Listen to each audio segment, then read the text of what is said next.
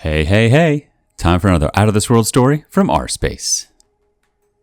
Revenge is a dish best served soiled. This is the story about how I found out my girlfriend of over 3 years was cheating on me and how I went about getting my revenge. This happened over a year ago, so it's been good to get it all down. Been thinking about it for a while. Certainly feels cathartic, and I've tried to make it as entertaining as possible. Thanks in advance for reading. I suppose firstly, I should start by telling you how I met my girlfriend and what she came to mean to me. I first met Sarah at a yoga class in the summer of 2016. Never in my life did I think I would see myself going to something like that. The silly spandex, the holier-than-thou attitude, the way everyone talked to each other like they were freaking high. It's not something I ever imagined myself doing, but when I hurt my back after falling from the first floor at work, I decided to give it a shot on the recommendation of my back masseuse and found a hall in my city doing beginner yoga classes. When the day to go came and I walked through the door, I instantly stuck out like a sore thumb. Everyone was standing around talking, dressed to the nines in their best yoga gear, while I sauntered in wearing bog-standard shorts and t-shirt, looking like someone from a cowboy flick walking onto a sci-fi movie set. I immediately wanted to about turn and leave, of course. But the woman doing the class seen the look of pure terror in my eyes and came up to me and said hello. I told her why I was there, and that I didn't feel very comfortable, but she insisted that I should give it a try, as she thought it would help my back problems, and if not, well, no harm, no foul. I felt better at that point, and thought, F it, might as well try and get my money's worth, even if I do end up looking like a diseased pretzel. It was then that I looked across the room and seen the same look of terror that I had no doubt been portraying. That was Sarah. She had not long found out she had scoliosis, after years of being misdiagnosed, and told that it was all in her head among other things. She was there with her mother, who was with her for emotional support and to see how she got on. After seeing her, I instinctively gravitated towards her in the same way that a drowning person gravitates toward a life ring thrown at them. After the yoga instructor had a chat with her, she shouted me over and said that it was Sarah's first time too. So maybe we should sit next to one another and give each other a bit of support. I said that was cool with me, and she also smiled and nodded, so I walked over. We hit it off right away. My emotions went from a bit of embarrassment to serious amusement as we both attempted to fit in with the rest of the class. After the class was over, we were still talking away and I felt a genuine connection and butterflies in my stomach. And as we said goodbye, we caught each other's gaze and she smiled at me with a purity that for the first time in my life made me feel weak in the knees. I wouldn't have went back in a million years had I not met her, but I decided to go the next week, and when I walked in the door, I got those butterflies in my stomach again and was hoping to see her face. But she wasn't there. As I was sitting there, I felt this feeling of pure dread and was sat thinking, what the F am I even doing here? I felt this sadness that was hard to describe. It kind of reminded me when I went to this holiday caravan park when I was about 12 with my gran and cousins, and there was this big center with pool tables and amusements and all that stuff. I remember seeing this girl there every night for a week, and I instantly fell in love with her. I didn't say a freaking word to her right enough, but psyched myself up so that I was going to try to speak to her on the last night at the disco. But when we went down, she wasn't there. I'll never forget that feeling of sadness as we went home. That girl had walked out of my life, and she probably didn't even know she walked into it. I felt the same aching sadness when I didn't see Sarah. I knew nothing about her, had no way of contacting her, and felt this surreal sadness that was hard to quantify. About 4 months later, I was working on a roof repairing a truss damaged in a storm when we decided to stop for a break. As we made our way back to the van, the house owner came out and asked us if we wanted cups of coffee.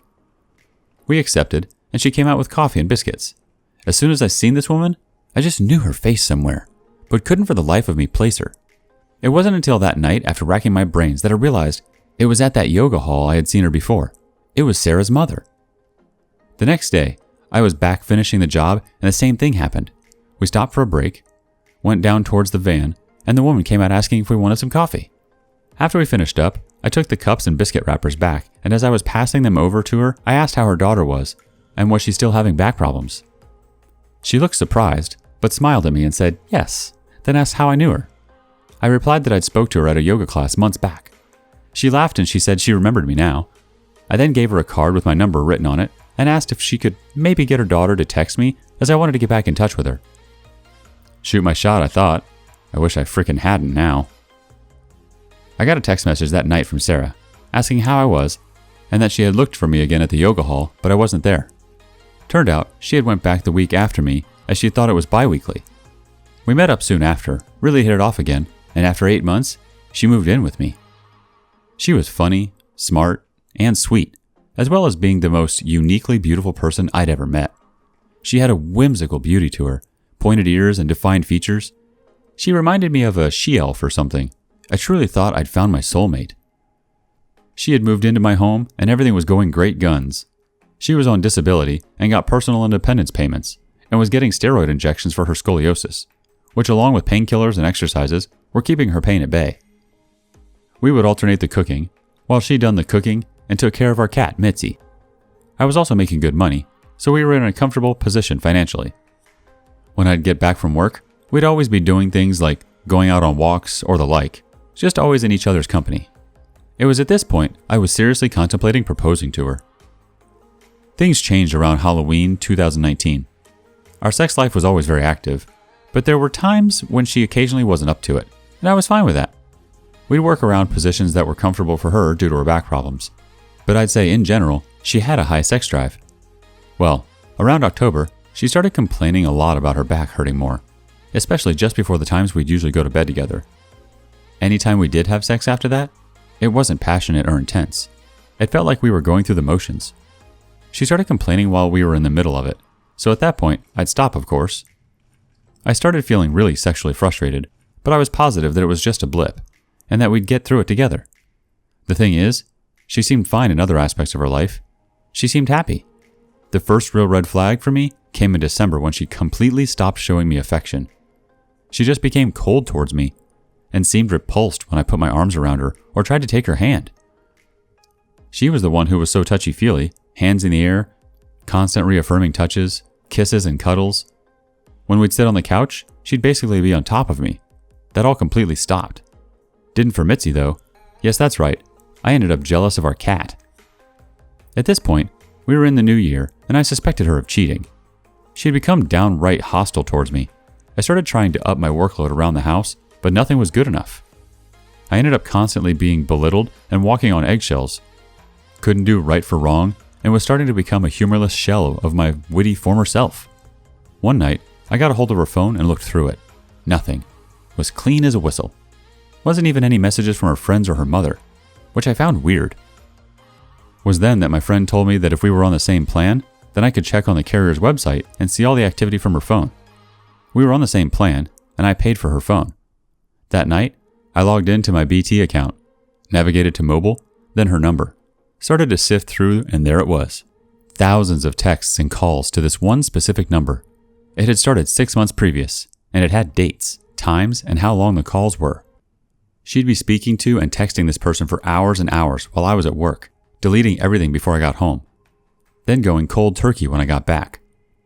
I googled the number, and it came up a local garage, one where she had got her car fixed previously. I remembered it taking a while for it to get fixed, and her complaining about it a lot. The whole thing was a long, drawn-out affair, in more ways than one apparently. At this point, I was ice cold.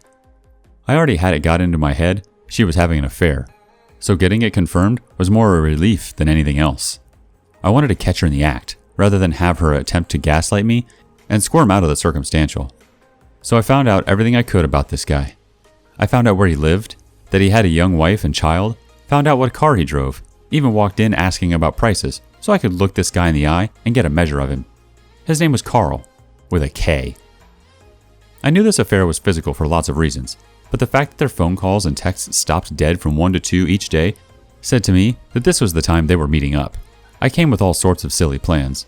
To loan my friend's car and sit at the end of the street, then wait till she drove out, then follow her to the place she was meeting this guy and jump out the car while they were in the act, like, surprise MFer. There were too many variables in that though, and I'm no private detective. One day, I decided to drive by his garage about 1:30, and her car was just sitting there, and the place was locked up. So mystery solved. I was at this point at the end of my tether, and ready to just tell her that I knew everything and get the F out of my house, when she asked if it would be okay to go away to a spa place for the weekend, alone. She said she was depressed with everything, with her back being so much worse, that this place would be great to help her with that, with all the things she could do. that she could come back refreshed and like a new person. She was right about that, because I didn't know who the F this was standing in front of me anymore. Obviously, she wasn't going there alone, if she was even going there at all. This would be a dirty weekend away with this guy. I said fine. Now I had a new plan, and this would be the last effing thing I'd do for her. If you're thinking this is all too much for a kerfuffle, then you're right, obviously. But my position is I wanted revenge, and I wanted to get her back with some style. I didn't just want her to cry at and gaslight me for days, then leave me on her terms, with me the bad guy. I would be the bad guy, but it would be my terms she'd be leaving on all right. The Friday came, and the spa was 100 or so miles down the road, so she decided to get a train.